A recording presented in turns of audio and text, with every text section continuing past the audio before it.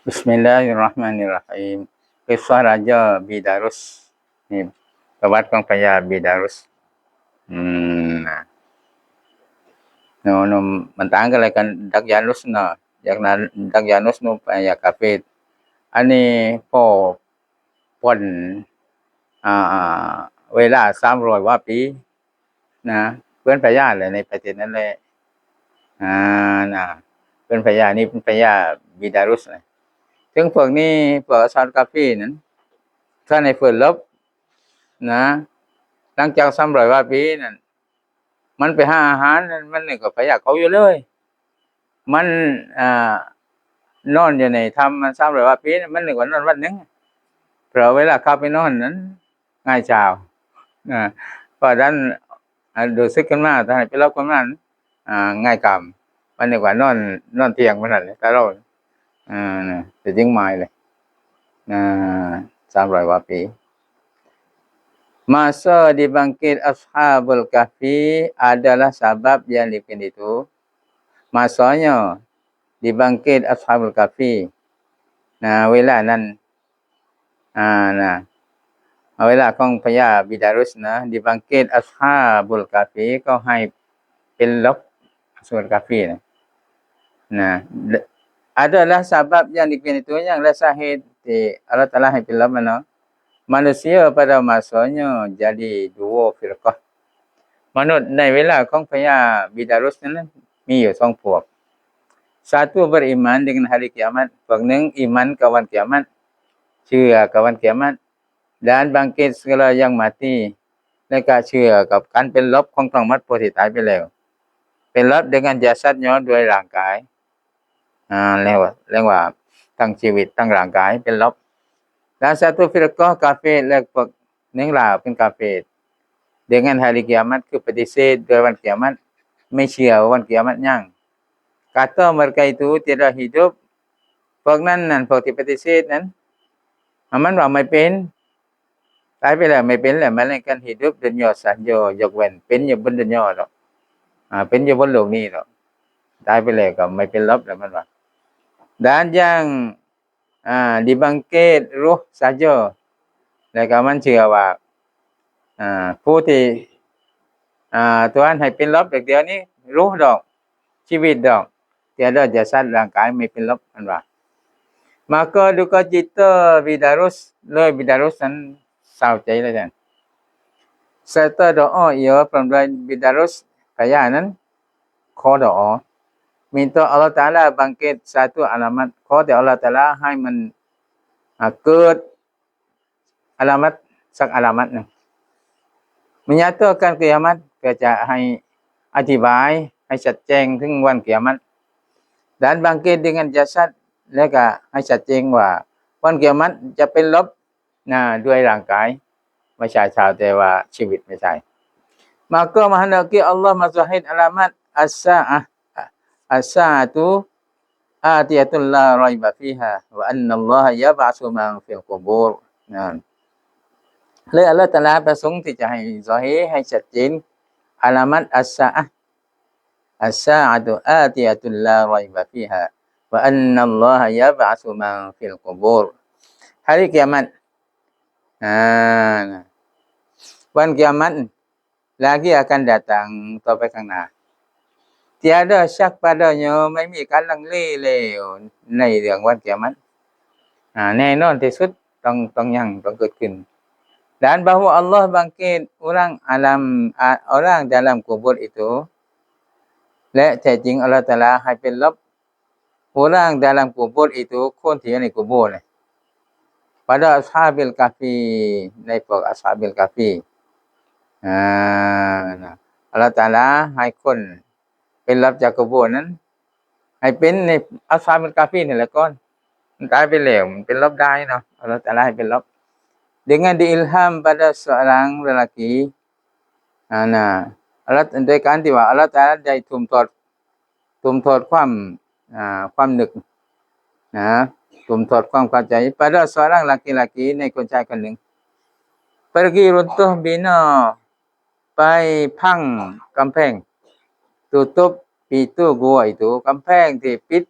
ปิตุธรรมของอัสฮับกาฟีนั้นอย่างคนๆนึงไปฟังฟังกำแพงปิตุประตูธรรม dan bina tempat kanang kibat kambingnya แล้วก็ก็ที่เป็นที่โคกแพะแม่นเนาะ maka tatkala terbuka pintu gua itu dengan laksanaที่ว่ามันกุบเปิดนะpintu ธรรมน่ะกุบเปิด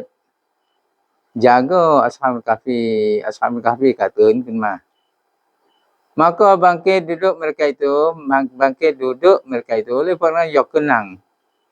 ashabul kahfi นั้นนอนอยู่ในถ้ำนะซึ่งก็มีผู้เปิดปากธรรมเปิดปากธรรมพอวันนี้เปิดปากธรรมพวกนู้นก็รู้สึกตื่นขึ้นมานะ seperti kelakuan ketika tidur เหมือนอย่างสภาพ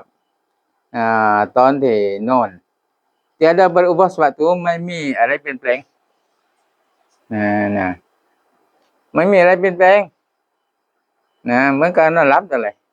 kerana tiada kena panas matahari เพราะว่าไม่ถูกความร้อนของวันไม่ถูกมันเนาะwa tara syamsa iza tala'at tazawaru an kahfihim zatal yamin dan engkau lihat matahari apabila naik ia cenderung daripada gua mereka itu sebelah kanan แล้วคนได้เห็นว่าวันเดี๋ยวนี้ apabila naik ia เมื่อวันขึ้น cenderung daripada gua mereka itu จะเอียงจากธรรมของพวกนั้น sebelah kanan ตาข้างขวา วันจะเอียงไปทางข้างขวาเลยแสงวันก็ไม่เข้าไปแทงไม่เข้าไปถูกปานนั้น wa iza gharabat taqriduhum zat shimal dan apabila jatuh dan mengenaiวันตกtinggal akan mereka itu pihak kiri ละให้พวกนั้นอยู่ปากข้างซ้ายน่ะคือวันไม่ได้ถูกพวกนั้น arti หมายความว่า tiada kena panas matahari คือจะไม่ถูกร้อนของวัน pagi dan petang ทั้งง่ายเช้าและง่ายค่ำ dan tengah hari และกลางเที่ยงก็ไม่ถูกนะ wahum fi fajwatin min dan mereka itu pada sama tengah daripada kedua และพวกนั้นพวกอัสฮับกาฟีเดี๋ยวนั้นอยู่ก็กลางน่ะจากทั้งสองจากอะไรล่ะวันตอนวันเอียงข้างซ้ายหรือวันเอียงข้างขวานะพวกนั้นอยู่กลางนี่เนาะ zalika min ayatillah bermula yang dibikin itu nah sing dalamนั้น setengah daripada tanda kekuasaan Allah นะคือเนื่องจากเครื่องหมายความมหาอำนาจของอัลเลาะห์yakni memati ashabul kahfi หมายความว่าการที่ทำให้อัสฮาบุลกะฟีตาย309 tahun 309 ปี kemudian dibangkit akan dia หลังจากนั้นอัลเลาะห์ตะอาลาให้เป็นลบกับอัสฮาบุลกะฟี dengan tiada berubah โดยที่ไม่เปลี่ยนแปลงอะไร dengan lama masa ด้วยเวลายาวนานไม่เปลี่ยนแปลงไม่เที่ยวเปื่อยไม่เที่ยวอะไรนะdengan lama masa itu dalil yang kuat นั่นแหละเป็นหลักฐานที่ที่แข็งแรง atas kekuasaan Allah Taala บนความมหาอำนาจของ Allah Taala membangkit orang yang mati ทำให้คนตายแล้วเป็นลบ hari kiamat วันกิยามะฮ์ dengan jasadnya ด้วยร่างให้เป็นลบด้วยร่างmenerima balasan kebajikan นะรับการตอบแทนความดี dan kejahatan และรับการตอบแทนความชั่วนี่พวกเรานี้นะระวังไว้เนี่ยถือว่าเราทำชั่วไปแล้วเราตายไปแล้วก็หมดเท่านั้นนะอย่าว่าหมดเท่านั้นนะเราทำดีไปแล้วตายไปแล้วก็หมดเท่านั้นไม่หมดนะนะไม่หมดจะต้องฝืนลบเป็นลบแล้วก็มักคิดให้ซับคิดบุญคิดบาปแม้แต่ของเล็กๆน้อยๆนะทำอะไรง่ายก็ทุกคิดหมดนะของที่เป็นบุญถึงแม้ว่าเล็กๆน้อยๆเราพยายามทำเอาไว้ของที่เป็นบาปเล็กๆน้อยๆนั้นเราอย่าทำให้เนาะ นะmay yahdillahu fahuwal muhtad.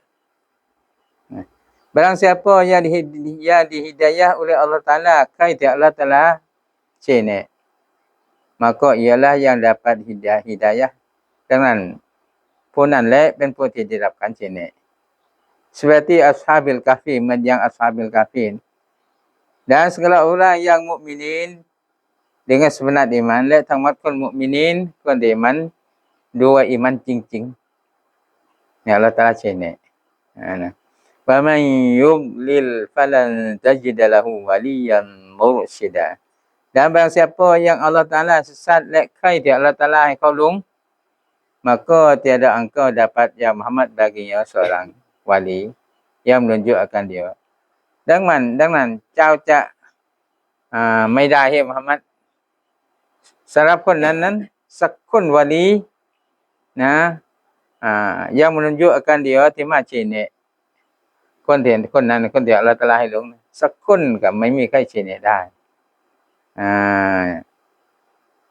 wali yang menunjuk akan dia jalan agama คือผู้ปกครองที่มาชี้กับมันนั้นในหนทางศาสนาไม่มีคนที่อัลเลาะห์ตะอาลาให้หลงก็หลง seperti Daqyanus เหมือนอย่าง Daqyanus พญาคนก่อนนั่นน่ะไม่มีใครชี้แนะได้เลยคนที่อัลเลาะห์ตะอาลาให้หลง dan segala kafir และทั้งหมดคนกาเฟรนั่นคือคนที่อัลเลาะห์ตะอาลาให้หลงถึงเราสงสัยมาแล้วว่าคนกาเฟรอัลเลาะห์ตะอาลาให้มันเป็นกาเฟรถึงมันไม่ได้รู้ถึงศาสนาที่ถูกต้อง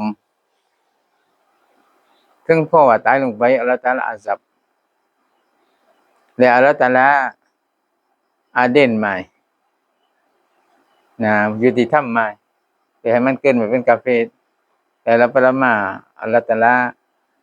ลงโทษพอมันตายไปอาเดนได้ที่ว่าอัลเลาะห์ตะอาลาอาเดนเพราะอัลเลาะห์ตะอาลาให้สติปัญญาให้กับมันคิดได้หมดเรื่องก็ตั้งว่าทำเรือบินได้ทำระเบิดได้คิดได้หมดถึงพอเรื่องศาสนาทำไมคิดไม่ได้เพราะหัวใจไม่ยอมรับถ้ามาหัวใจยอมรับมันต้องมาเข้าศาสนาอัลเลาะห์ตะอาลาอัลเลาะห์ตะอาลาให้ปัญญาที่อัลเลาะห์ตะอาลาลงโทษไม่ได้2มันอัลเลาะห์ตะอาลาให้ผู้มาเผยแผ่ส่งรอซูลมาแล้วก็มันปะปนกับคนมีความรู้ถ้าว่ามันอยู่ไกลจากท่านผู้รู้ไม่รู้จักค่อยอยู่ในก็อัลเลาะห์ตะอาลาไม่เอาโทษมากันมันมีปัญญามันมีความคิดถ้าว่ามันบาอัลเลาะห์ตะอาลาไม่เอาโทษมากันนี่มาคิดได้หมดนี่คิดได้หมดแต่ได้ล่ะหัวใจไม่เปิดเรื่องนี้เพราะเรื่องอิสลามเพราะว่านั่นหัวใจมันของมันนั้นปฏิเสธไอ้พวกที่หัวใจเปิดยอมรับในอิสลามมันก็เข้าอิสลามเดี๋ยวนี้มันเข้าอิสลามมากมายที่สุดมากมายโดยใช้หลายต่อหลายประการบางทีโดยใช้ได้ฟังเขาชะเราะห์เขาฟังคลิปบางทีก็การที่ว่าพวกต่างศาสนาดูถูกอิสลามว่าอิสลามไม่ดีปานนู้นปานนี้บางทีเพราะว่านั้นก็ดีมันก็ศึกษาว่าอิสลามไม่ดีแต่ว่าไม่ดีแต่ว่ามันคือพอศึกษาไปโอ้อิสลามบ่ถูกต้องดีพวกนี้กล่าวหากันมาเข้าอิสลามเพราะนั้นก็มากจนกระทั่งว่าแล้วว่าพวกนับถือพุทธถึงขั้นเป็นพระถ้าเขามาศึกษาศาสนาถูกศาสนาเขาต้องมาเข้าอิสลามหลายแต่หลายคนเลยที่มาเข้าอิสลามอันนี้แสดงว่าอิสลามนั้นเป็นศาสนาที่ถูกต้องที่สุดแต่ถ้าไม่ไปเป็นศาสนาอื่นมากเพราะว่าหลายประการเหมือนกันหลายประการเหมือนกันสิ่งหนึ่งนั่นคือก็เรียกว่าไม่เปิดใจที่จะรับของถูกต้อง2ตามปู่ย่าตายาย เห็นปู่ย่าตายายทำขนาดก็ทำเหมือนกันปู่ย่าตายายไหว้อะไรก็ไหว้เหมือนกันน่ะไม่คิดถึงความถูกต้องน่ะบางที่เขาบอกความถูกต้องแล้วปฏิเสธนะเหมือนอย่างกะนะขอให้เราชิมขนมหวานขนมร้อยไม่กินแบบเดียวของร้อยน่ะไม่กินแบบเดียวเพราะไม่กินที่เราได้รับมาร้อยแล้วจะไม่รับแล้วจะไม่ได้รู้ว่าขนมนั้นร้อยทั้งๆที่ว่าขนมนั้นร้อยจริงศาสนาถูกต้องจริงแต่ไม่สนนะเพราะไม่สนเราจะไม่ได้รับความอร่อยของอิสลามความศักดิ์สิทธิ์ของอิสลามความตั้งใจของอิสลามนะอิสลามคือมันไม่ใช่อยู่โลกเดียวโลกนี้ต้องไม่ใช่อิสลามโลกเดียวนี่คือทั้งโลกนี้และทั้งโลกหน้างานของเขาที่ทำบนดุนยานี่แหละทำเพื่อโลกนี้และก็เพื่อโลกหน้าทำ2โลกไม่ใช่ว่าจะให้ดังบนโลกนี้ไม่ใช่จะให้รวยบนโลกนี้ไม่ใช่จะให้สวยบนโลกนี้ไม่ใช่ให้มีชั้นมีฐานะดีบนโลกนี้ต้องไม่ใช่น่ะต้องโลกหน้ากัน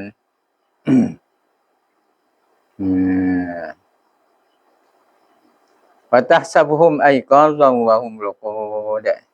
แต่น่ะเขาซึ่งก็ไม่ไกลตัวจากก็และคุณนึกว่าพวกนั้นพวกอัสลามกาฟีนั้นตื่นคุณนึกว่าตื่นดีก็แลหัดไม่ไกลตัวถ้าว่าคุณแลพวกนั้นนะคุณนึกว่าพวกนั้นตื่นได้ล่ะ kerana mata mereka itu terbuka พอตาของพวกนั้นลื่นนอนลื่นตาเลยเราแลคนนอนลื่นตาเราก็ตื่นแล้วมั้ยเนาะไม่เลยครับนั่นยังบางมายพวกเรานอนลืมตาน่ะยังมาจะแม่นเห็นบางมายคนนอนลืมตาเห็นเด้อเห็นใครบ่ยิงมึง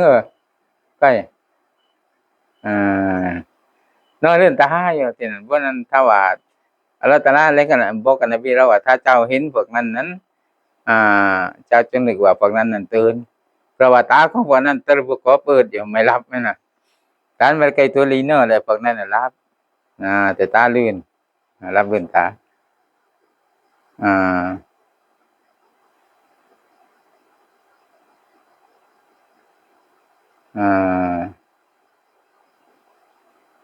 นี่ว่านักกอลิบุฮุมใครจำแบบนี้โนมาเท่าว่าโนเนาะว่านักกอลิบุฮุมzat al-yamin wa zat al-shimal wallahu a'lam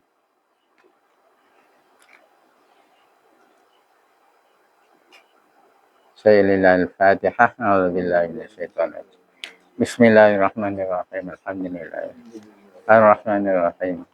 Iyyaka na'budu wa nasta'in ihdinas siratal mustaqim Shiratal ladzina an'amta 'alaihim ghairil maghdubi 'alaihim waladdallin Allahumma shalli 'ala sayyidina Muhammadin fil awwalin wal akhirin wa radhiyallahu tabaraka wa ta'ala Bismillahirrahmanirrahim Allahumma inna na'udzubika min 'ilmin la yanfa'u wa qalbin la yakhsha wa 'amalin la yurfa'u wa du'ain Allahumma zidna 'ilman wa fahimna Allahumma ij'alna minal 'ulama'il 'amilin wa sallallahu 'ala sayyidina Muhammadin wa 'ala alihi wa sahbihi Subhana rabbika rabbil 'izzati 'amma yasifun wa salamun 'alal mursalin Alhamdulillah